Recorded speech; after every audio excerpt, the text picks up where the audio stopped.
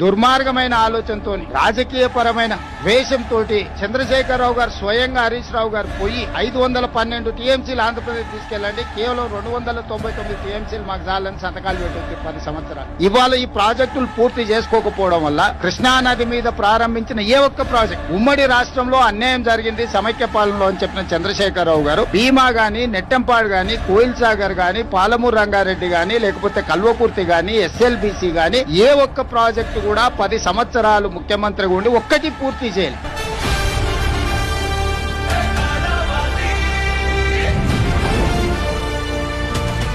మన ప్రాంతానికి అన్యాయం జరిగిందనే కదా ప్రజలు తిరుగుబాటు చేసి తెలంగాణ రాష్ట్రం తెచ్చుకురు. తెలంగాణ వచ్చిన తర్వాత గతంలో జరిగిన తప్పిదాలన్నిటిని కూడా సరిదిద్దుకోవడానికి 10 ఏళ్లు మీకు అవకాశం ఇస్తే కిరణ్ కుమార్ రెడ్డి చేసిన పనే కేసీఆర్ చేస్తే కేసీఆర్ ఎందుకు?